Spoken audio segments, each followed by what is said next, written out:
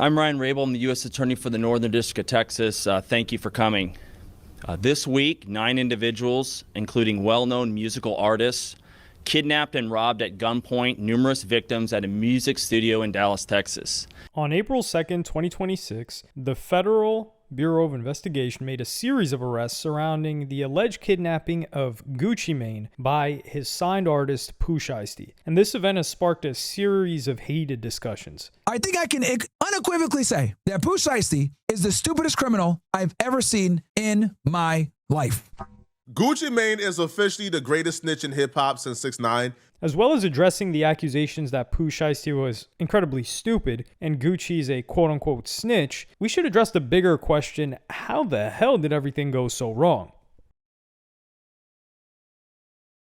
In the 2010s, Gucci Mane's label 1017 was highly regarded for its ability to spot and nurture hip-hop artists, and had an early roster containing names like Waka Flocka, OJ the Juice Man, and Young Scooter, as well as fostering different artists in that camp, such as a Nicki Minaj, a Young Thug, a Migos, and many more from the Atlanta region. The name 1017 comes from the address of Gucci's grandfather's house where he grew up in Alabama, and the 17th of October is unofficially referred to as Gucci Mane Day, or Guwap Day, and is also the day he got married to his wife, Keisha Kaur. However, in the early 2020s, 1017 started to take a turn for the worse. Pooh Shiesty was a very promising talent, but because of his lifestyle, Gucci was taking a huge gamble. Shiesty was involved in 2 violent incidents in 2020, one of which made the news. The surveillance shows a McLaren sports car, Mercedes Maybach, and another Mercedes pull into this East Bay Harbor Drive condo parking lot. Guys eventually get out. The meeting about a pair of high-end sneakers for sale and some money owed. Then this. The man in the white shirt has a pistol. The man in the black sweatshirt is also pointing a weapon. Shots are fired before the gunmen take off in their fancy getaway cars. The victims telling police 20-year-old Pooh Shiesty was behind the wheel of the McLaren. The biggest takeaway from this story was how little Shiesty cared about covering his tracks. The shooting you just saw took place across the street from a police station, was on video, and a Louis Vuitton bag full of cash was left at the crime scene. The police were able to match the serial number of dollar bills from this bag with a dollar bill Pooh Shiesty flashed in a money spread on social media. As Pooh Shiesty's career continued to grow, he got into even more trouble. Police say 22-year-old Montrell Williams, who goes by that stage name Pooh Shiesty, was performing at King of Diamonds last month when someone knocked money out of his pocket. A crowd jumped in trying to collect the cash. In April of 2022, when facing 3 separate charges, Shiesty took a plea deal and accepted a gun conspiracy charge for the robbery you just saw on CCTV and was sentenced to 5 years in prison. But this 5-year prison sentence pales in comparison to what happened in December that year. We are following more breaking news tonight. This is about a Memphis rapper connected to Young Dolph. Rapper Big Scar has died. This is what was posted by rapper Gucci Mane on his Instagram page. It shows a picture of Big Scar along with the caption that reads, "This hurts. I'm going to miss you." Big Scar passed away at the age of 22 due to a drug overdose, as well as being a promising artist on Gucci's label, the new 1017, alongside Fujiano and Pooh Shiesty, who they've had multiple songs together. Big Scar was also Pooh Shiesty's cousin, and he died while Shiesty was in jail. Big Scar passing away, like, I could agree with me being in there and having some alone time to think. I could really agree with it, but like to this day, I still ain't really got over that, you know what I'm saying? So it's my little cousin, like, I was there, you know, every step of the way until, unfortunately, I wasn't there no more, you know. The label experienced another horror story in 2024, where the rapper Enchanting was put on life support due to another drug overdose. In June that year, a viral tweet broke down the series of unfortunate events that plagued 1017 artists. It read, "Status on all 6 of Gucci Mane's new 1017 artists. Pooh Shiesty, serving 8 years, which should be down as 5. Big Scar, passed away. Enchanting, on life support. Fujiano, serving 5 years. Hot Boy West, serving 15 years. K. Shade, dropped by the label. Roboy, dropped by the label. Hoodrich Pablo Juan, also facing RICO charges. Enchanting sadly had her life support turned off and passed away at the age of 26. By December, Gucci Mane was placed in a very difficult situation. Hey, what's up, y'all? Listen, I wanted to make this announcement on 1017 yesterday, but I just seen like my statement, my P&L with all my artists. You know, it's almost like a whole bunch of shakeup and it's a whole show in the industry right now. But when I looking at my P&L And me being a businessman, I think that I'm gonna have to release almost all my artists, except for Pooh Shiesty and Fujiano. This is a decision I didn't want to make. I thought about it, you know what I'm saying? I could keep all of them under the contract. But I said, hey, let's just make the unselfish decision and, let them take their talents elsewhere. So today, you know what I'm saying, I already reached out to all of my artists, you know what I'm saying, to their lawyers and whatever, and let them know that they're free to take their talents elsewhere. And I'm still looking for new talent to pair up with, you know what I'm saying, Pooh and Fu, and that's where I'm gonna put my focus, and I just wish them the best, and I just want to let everybody. In October of 2025, it looked as if this decision to keep Pooh Shiesty had paid off. He was released from prison and, like many rappers, released a first day out track which he called FDO. The song debuted at #1 on the Billboard Hip Hop and R&B charts and would continuously climb up the Hot 100 charts. The next step seemed obvious: get Pooh Shiesty to record an album with 1017 and ride the wave. But this hadn't happened, and it could have taken a little bit more time, but Pooh Shiesty was also at a halfway house, so he couldn't move in the way that he wanted to for a full album rollout and presumably a tour afterwards. And in January, rumors began to circulate that Pooh Shiesty had different plans and was willing to take extreme measures to get out of his 1017 deal. There's crazy rumors going on in the streets. About what? And I feel like people are scared to report on this. It's starting to really trickle out. Don't go there. The story that's going around that everybody's scared to report on, and this is just a rumor, is that basically Pooh Shiesty and Choppa Gang ran down on Gucci Mane, relieved him of some of his possessions, and basically forced him to sign a contract releasing Pooh Shiesty from 1017, the label. However, there were some obvious problems with this story. And why would Pooh Shiesty's team put that out when this is identical to the same type of case, controlling case, he just did time in the feds on? And I agree. That sounds insane to get out of doing 4 years in the feds and then immediately do something that would basically get you right back in the feds. No. That's not insane. Insane is your team putting that out there in the streets. But nobody's putting it out there.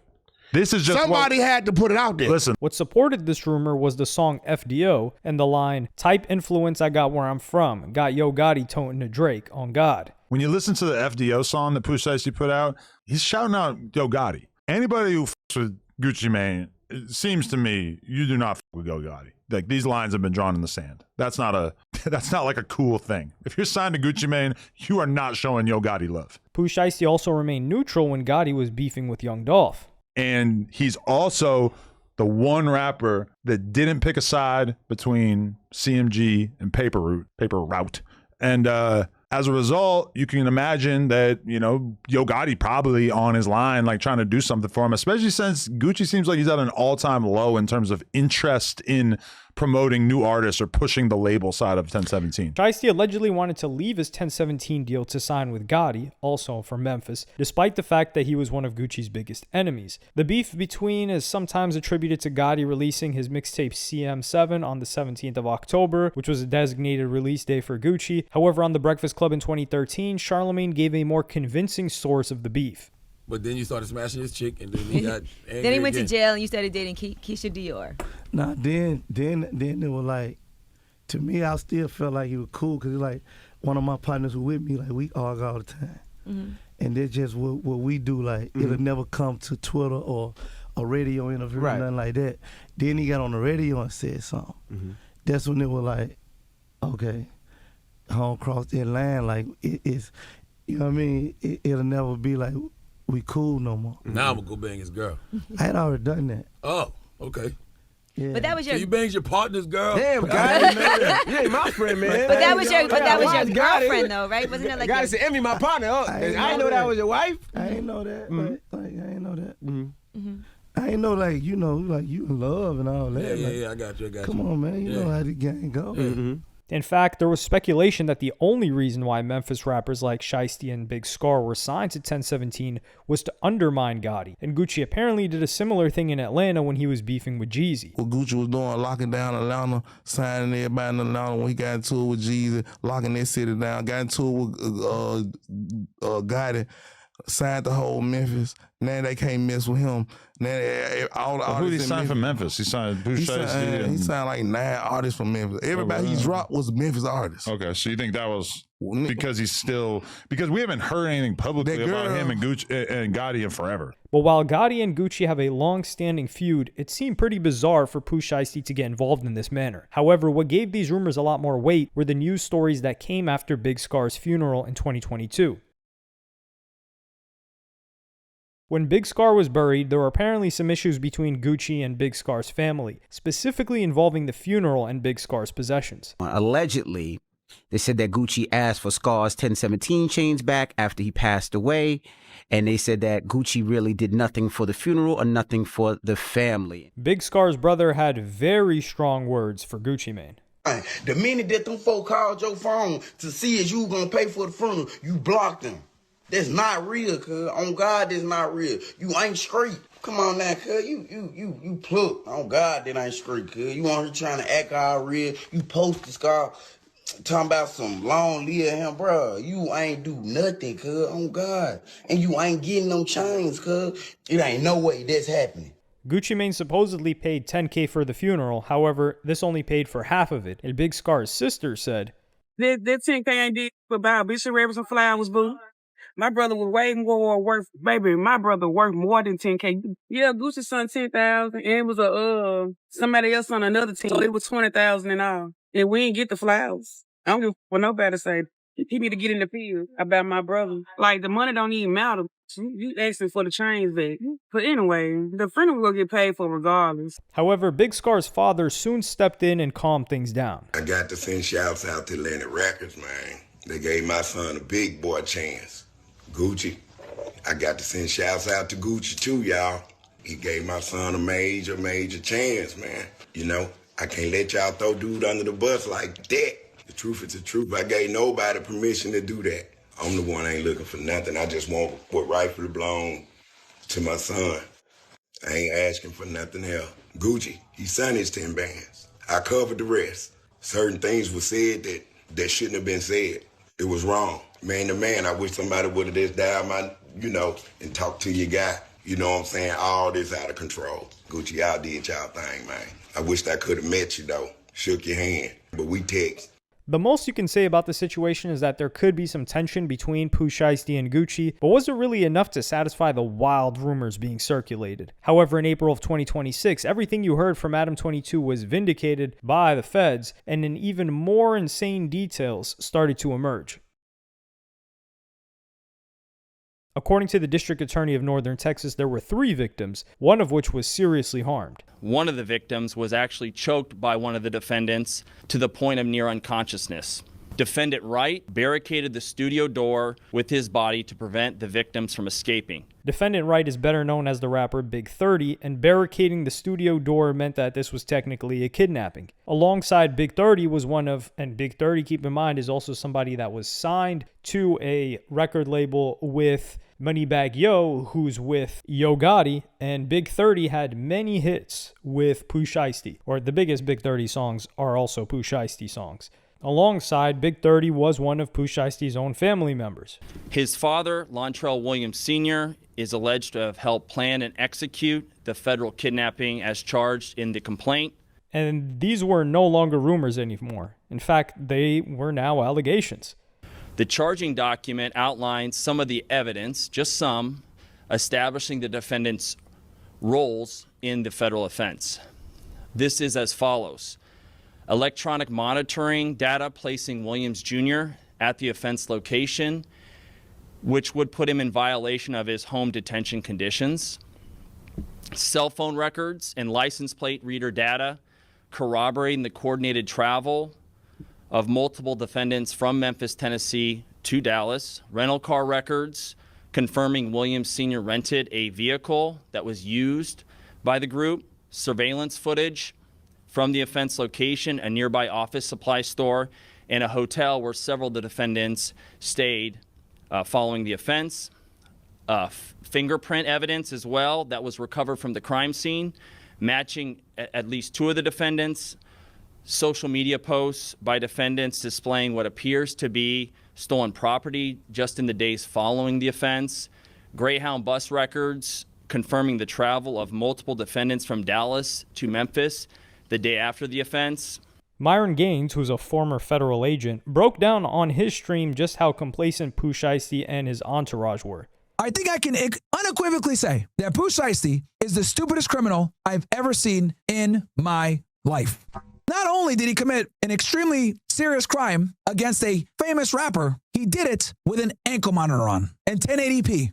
And the feds were able to track it, obviously. So on the day of the offense, approximately 1:50 p.m., Pooh Shiesty was seen on video entering a Staples. His rented Buick Enclave can be seen on surveillance video parking near the front of the store, after which Pooh Shiesty's father enters the store and walks to the copy printer machines. Investigators obtained a copy of a receipt that confirms that a transaction occurred at the copy printer machines at 1:59 p.m., the time Pooh Shiesty's father is seen on surveillance video near the machines. Due to the close timing of this visit to Staples prior to the offense, the fact that Pooh Shiesty's father went straight to the printing area of the store and the timing of the receipt confirming a transaction occurred while Pooh Shiesty Sr. was at or near these printers, investigators believe Pooh Shiesty's father went to Staples for the purpose of printing off the contractual release that was presented to Gucci Mane. These couldn't even print it at home. They had to go to a Staples to get the contract release printed? Yo! There are Greyhound bus tickets which confirm that several of the suspects had traveled from Memphis to Dallas before the incident occurred, but there were other suspects who were even more careless when choosing their mode of transportation. Cell phone records indicate that on January 13, 2026, Wright, Johnson, and Waters traveled together with the Dodge Ram from Dallas, Texas, and Memphis, Tennessee. The Dodge Charger Hellcat was stolen from the Comfort Inn in the early morning hours of January 11, 2020. It was reported stolen by an individual TA on January 13, 2026, shortly after Wright left. Yo! Did a robbery with a stolen car? When looking through the court documents, there's no shortage of breadcrumbs linking these suspects to the scene of the crime. Prior to this robbery, Pooh Shiesty and his people went to the liquor store and got red Solo cups and liquor, okay? Was day drinking as they did this robbery in the middle of the day. And they obviously left the liquor and the red cups behind. The FBI took the cups and got their fingerprints on them. Very nice watch. I think it retails around 10K or whatever, but it's worth like somewhere between 20 to 30,000, right? It's a very distinct watch, very popular, but not that many people have it, right? So this guy, one of the people in Pooh Shiesty's crew, robs one of the victims of this watch, and then he posts himself on Instagram wearing it, bro. Wow. You can't be serious, bro. And these charges will be a real test of loyalty between Pooh Shiesty and his friends. But by far the toughest thing going for Pooh Shiesty in this case is you got like 7 other co-defendants with you. If they get one of those people to flip for less time and say everything that happened, then Pooh Shiesty and a couple other folks might be going to jail for a very long time. In the aftermath, many people have tried to decipher the logic behind Pooh Shiesty's actions. Mark Lamont Hill from the Joe Budden podcast suggested that Pooh Shiesty made a big assumption about Gucci Mane and his associates when trying to pull this off. They're banking on a no snitching culture that said, yeah, we did this in broad daylight, and if he tell and give up the tapes, we cook, but he won't do it because of who he is. That's what they're banking on. But this brings us into the second controversy and a very important question. How did the police find out about this? And was the person who informed the police also the person who once said this on Vlad TV? You can research this on Gucci or whatever, like, I ain't never shit this on nobody. There a lot of people come to me with that in my whole life since I was a little boy. You know what I'm saying? Even when I forget a lot of those sometimes say, I have never shit this on nobody. I never wrote a statement on one, and I never will. That's how I feel. Cause I'm a true G. I never shit this on nobody. Where we from won't do that. For real. This used to love Zone 6. Niggas I fuck with, my crew won't do that. We won't snitch on we stand for ourselves. Like, if I gotta go, I'm gonna go. I done went before. I don't want to snitch on to save my nobody's life, not even my own. Given Gucci's reputation, it was presumed that it was someone who was with Gucci who spoke with the police. Hernandez Govan, who had faced trial for the murder of Young Dolph and beat the case, told academics about the rumors that were going around Memphis. Gucci got a bodyguard, which is an off-duty police officer. Okay. And, you know, best bodyguards to have too, by the way. Yeah, for sure. When you're not doing crime. When you're not doing crime. Exactly. So with that being said, you know, when he was in there when it popped off, and he reached for his but you know, he street had the ups on him. And so, you know, when the charges didn't come immediately, me and a few of my guys, you know, Go Slow, Prince, and you know, and said it, you know, we was under the impression that that the security, that the officer, you know, that the bodyguard was gonna keep it G on the strength of Gucci. You know what I'm saying? Him and Gucci probably had a bond. Is that even possible though, right? Because if I hire the only way it's possible, he would be breaking the law.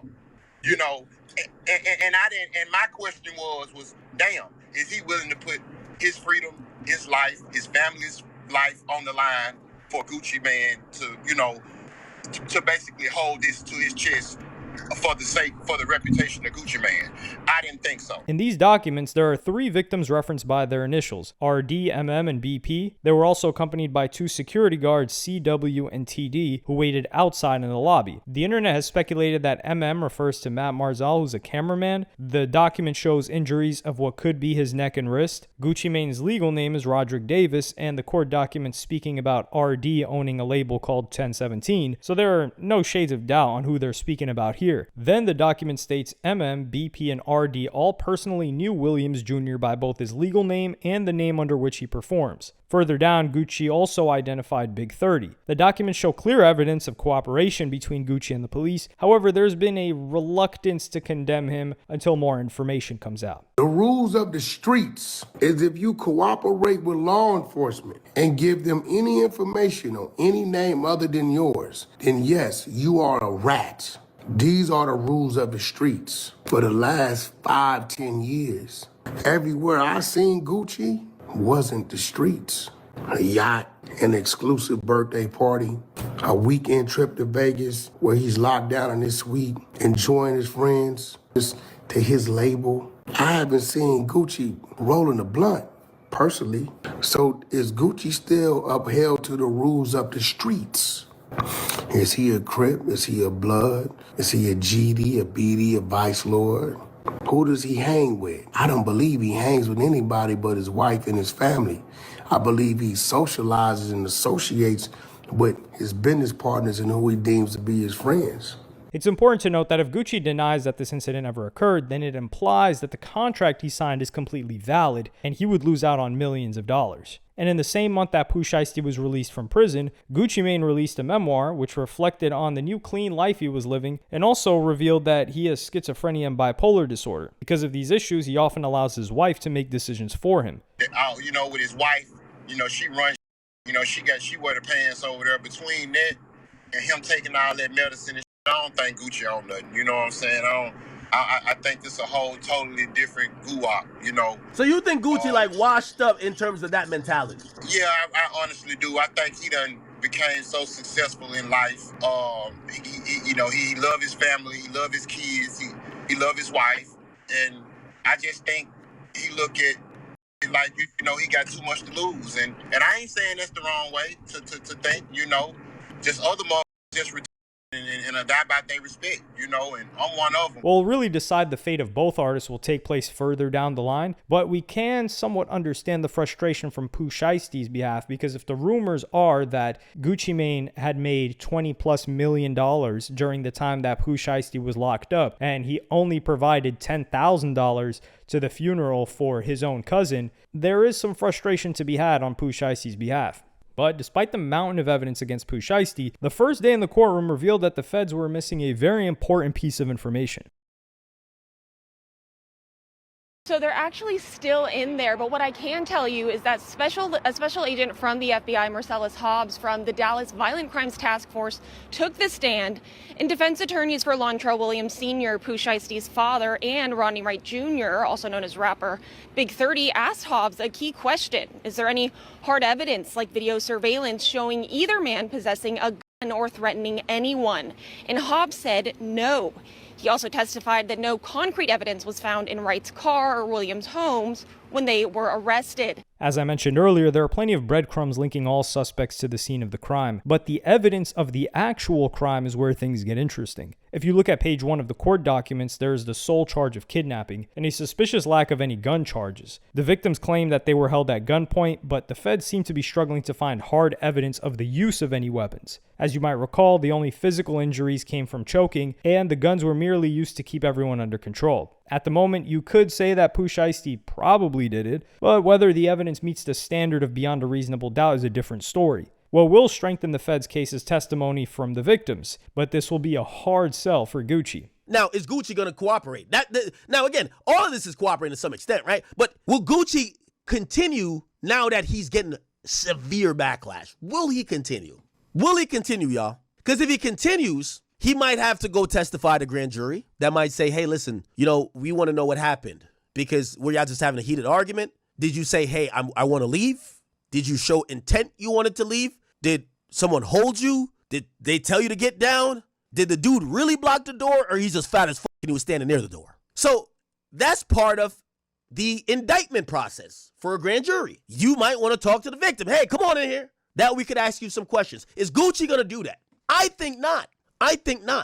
The 2 other victims could instead be used to testify, but the bigger problem involves the signing of the contract. Among the 3 victims, the only person who witnessed the contract being signed was Gucci, who was in an attached recording room with Pooh Shiesty, his father, and Big 30. Then they went outside the room into the studio and proceeded to rob the other victims. As DJ Vlad pointed out, if Gucci says that nothing happened, then he can't claim that he signed Pooh Shiesty's release under duress, and he will never make any more money off Pooh. If Gucci does take the stand against Pooh, then the contract release gets thrown out and Gucci continues to make money off him. But then everyone will call Gucci Mane a snitch, like they're doing now. So Gucci Mane will have to make a very difficult choice, him and his wife, money or this reputation.